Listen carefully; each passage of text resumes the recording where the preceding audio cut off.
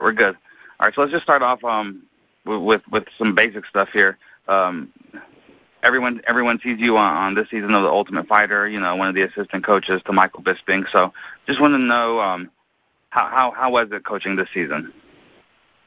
Well, I'll tell you what, this season of The Ultimate Fighter was a lot better than in Season 10, mainly because the talent on the show. You're dealing with a bunch of fighters that are already accomplished. These guys, have a base in wrestling, have a base in Muay Thai, have a base in Jiu-Jitsu. So it's not like you had to start from the ground up, kind of like in Season 10 with, the majority of them. I mean, it was a super great experience.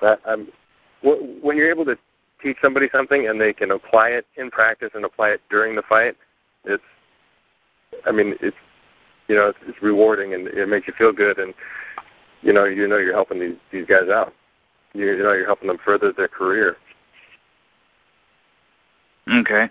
Now, as far as the actual talent itself goes, do you think that the majority of those guys have a future in the UFC? I mean, is their level, that good in your opinion? In my opinion, for the 135 and 145 pounders, these guys, most of them, with the exception of probably 4, are probably going to have, a bright future. Mainly because there's they're still building this weight class. There's not that many 135, 145 pounders. I wouldn't be surprised if all of them made it. But, there's, I'm not the one that makes that decision. Right. Would I like to see most of them on there? Yeah, I would. Most of them from our team, though. Right on. And what did you think about the other team? Not so much the fighters, but as far as Mayhem and his coaching staff. You guys, from what the public's seen so far, and the season's almost over at this point, there's been a lot of pranks and a lot of back and forth between the coaching staffs. So what is your assessment on all that?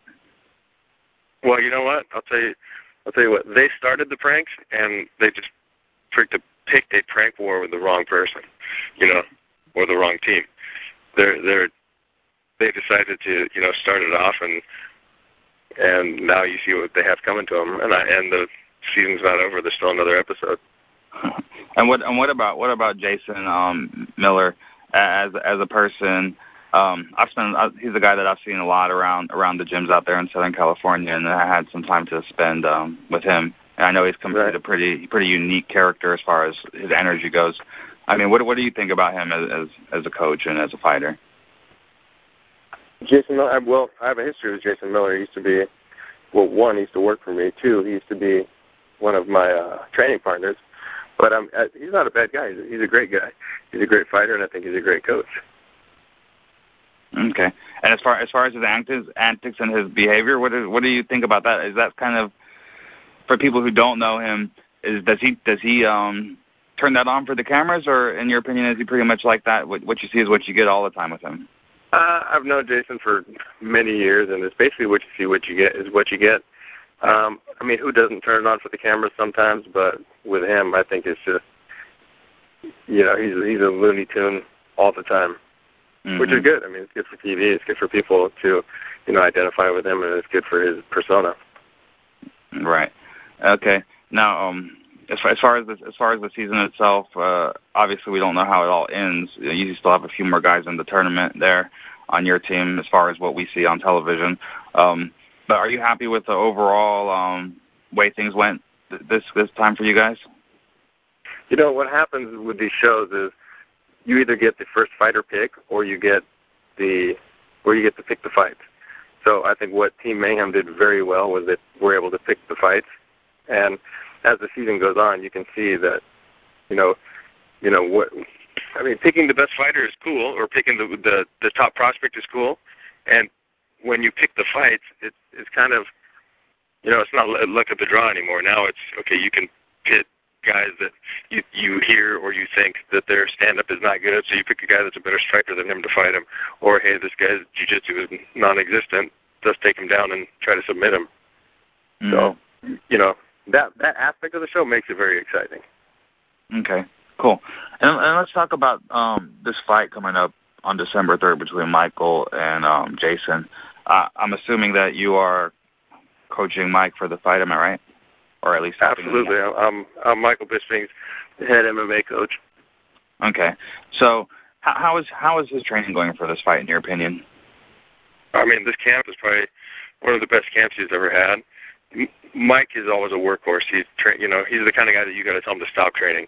He'll go above and beyond your expectations, and he's constantly wanting to improve and constantly wanting to push himself. So he's almost one of those guys that you're like, hey, look, take today off. You need to stop. But he always wants to do more rounds, always wants to get more time on the mat in, always wants to get more sparring in. So, it's kind of cool when you have someone like that. Okay. Makes your job a lot easier, but not only that, it pushes everybody else in the gym too. Pushes the training partners, it pushes all the younger guys that want to come up. It's very motivating. Yeah. And this is his first real, as far back as I can remember, at least, his first real camp in the States, where he's not actually at the Wolfslayer gym in the UK. Is that right? No, he's had a couple camps over at my gym, actually. Oh, has he? Yeah, from the beginning, actually, when I met him, back when Rampage fought Chuck. Okay, so it's been a while then. This was his first time over. Yeah, we've got a good relationship over the past years. But he is spending. Am I right or wrong? He is spending more time in the States now, right? He lives here now. Yeah, he moved here. Okay, that's what I thought.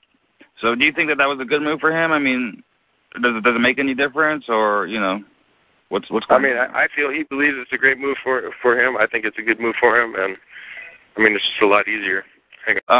Now back to the fight itself. You being a former, like you said, training partner of Mayhem, you worked for you guys have a history together. Do you feel that gives you guys an advantage going into this fight as far as you being able to help Michael prepare? Or has it been, too far removed since the last time you worked with Jason? I think it would be too far removed. But not only that, now in MMA, and now as the sport's grown so much, everybody knows what everybody does. You can find out what kind of style everybody has.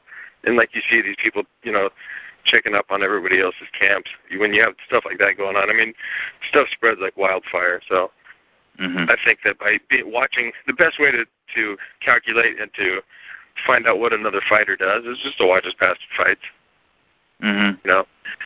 You can sit here and actually watch. Mike could watch Mayhem's training the whole 8 weeks. Jason could watch Mike's training the whole 8 weeks, and I don't think it's going to change much of the fight. Right. Okay. Go ahead. Go ahead.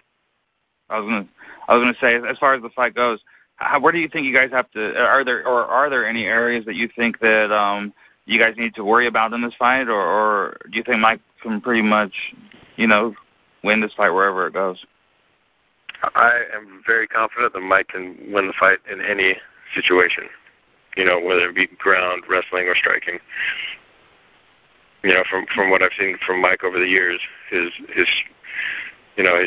striking is like second to none. He's got his cardio. I haven't seen anybody with a gas tank like his. He can just keep going. His wrestling's awesome. His jiu-jitsu is very, very. Everybody's doesn't think he has ground. His jiu-jitsu is phenomenal. So this fight's going to be awesome. This fight's going to be very interesting. This is one of the fights that I'm looking forward to more than any in the past. Yeah, it's a very intriguing. Both of them have great cardio. Jason's got great cardio. Mike has great cardio. Jason is a resilient bastard. You can hit that guy in the head with a bat, and he still keeps coming. So I think this is going to make for a very, very exciting 5-round fight. Okay. Now, as far as breaking down Jason's tape and kind of formulating a game plan around him and stuff like that, I'm sure you've done all that. But how do you assess Jason as a fighter as far as like maybe his level of skill? Do you think he's a top level guy or mid level, or what do you think about him as a fighter? I think Jason is a very accomplished grappler. I think where the skills lack the most would be in his striking. His wrestling has gotten great over the past couple of years, and working with the people he's working with now, I can only imagine that he's been focusing on it. I think his ultimate goal is to take Mike down, and try to submit him and do what Jason Miller does. Right. Do you think that, obviously you've given us your opinion on the matchup, but do you think that Jason has a future in the UFC as far as his abilities, and do you think that he'll be a mainstay in the organization? I believe if he puts on a great fight, that Jason will be he'll be definitely a journeyman in the UFC. If he can't get to the top, I believe he's got all the skills in the world to do it. I believe he's got the persona, and I believe he's got the following. So you add all those things together, and it puts you in a really good position to be an ambassador of the UFC. Okay. Cool. Let's switch it up a little bit here. Just a few more questions for you, Tiki, and I'll let you go. A lot of people talk about this. If you read the bulletin boards and the forums and whatnot, it's speculated at least that you have a pretty good relationship with Dana White. I just wanted to kind of touch on that and get your opinion on that, if that's true, one, and if it is true, what's your relationship like with Dana, and how did that all come about? Dana White used to manage me back when I started. I was one of the first 4 guys he managed. Mm-hmm. It was me, John Lewis, Chuck Liddell, and Tito Ortiz. But I've stayed in touch with Dana over the years, and he's a good friend of mine. Yeah. And I think we have a great friendship. Is it the kind of friendship that you guys kind of like hang out and talk a lot, or not really so much as maybe people might think? He's one of my bros. Yeah. How else would you have a relationship with one of your bros if you don't hang out and talk? Okay. Right on. All right. And then my last question here, and this is something that I heard through the grapevine, and you may or may not be able to talk about it, but I heard that you may be making a return to MMA. And if that's true, can you give us any details about that or shed some light on that situation? I certainly would like to make another comeback and start fighting again. Mm-hmm. But that's about all. You have nothing in the works currently? I'm not sure yet. Okay. That's all I have to deal with management and all that fun kind of stuff. But I don't have an answer to give you at this moment. Do I want to? Yes. I'm very passionate about the sport. I'm very eager to fight. I want to start fighting again. Okay.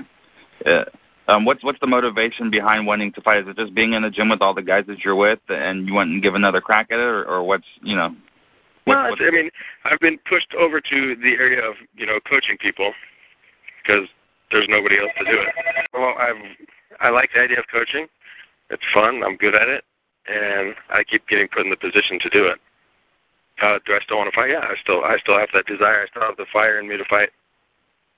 But I think I bring a lot to the table as a coach because I'm still actively training. I still actively spar. I'm still going to fight. A lot of the guys that are doing it now, a lot of good coaches out there right now have never fought, right, or have never done it, or don't even get involved in it. I still have the desire to train. I love training. I love fighting, and I think that brings a lot to the table. I think it's easier to connect with somebody as you're coaching them when you have done the things you're asking them to do, or you can do the things you're asking them to do.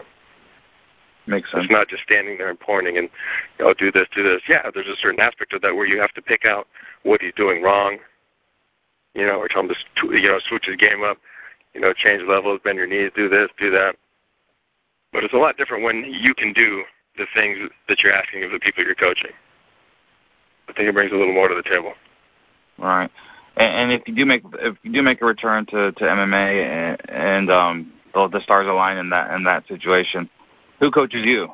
I mean, where do you go for as far as your coaching staff? I use the same guys that that coach and train out of my gym, Huntington Beach Ultimate Training Center.